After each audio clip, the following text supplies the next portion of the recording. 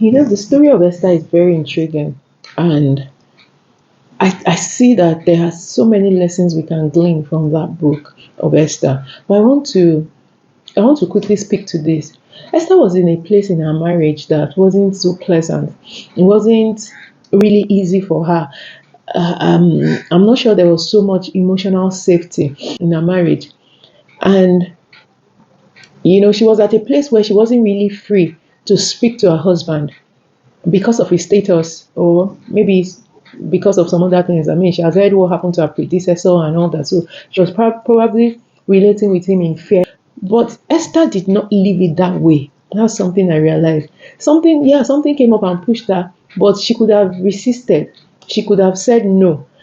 And a lot of people are resisting fixing their marriages today because of maybe your ego, because of pride, because you're just tired, because you are not willing to give it what it takes. Esther was willing to give it what it takes to change how things were. So she decided to fast and pray. She decided to go and meet to her to initiate the conversation. She didn't wait for something magical to happen to bring the conversation to her. She went to initiate the conversation. A lot of times, our marriages are not feeling safe. Having conversations, initiating repair, some difficult conversations, we just try to avoid it totally because we don't want the discomfort that comes with it, or we don't want, we've envisaged, I might die. What if he kills me? What if this happens? What if he doesn't answer me? But the thing is that if you look at the other side, the consequence is more grave.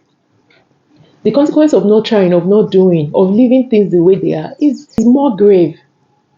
So, what are you willing to do? What price are you willing to pay? Esther decided to do something about it, and by the time she got to the king, he turned towards her because she initiated the move.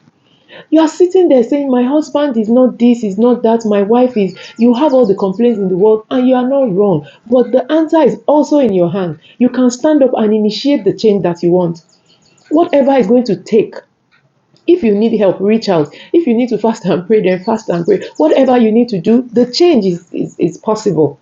Attend this program that we are doing. Even if your spouse is not going to attend with you, in 6 months or less, you can start to experience the kind of change you've always desired or you've always seen in other people's marriages, in your own marriage.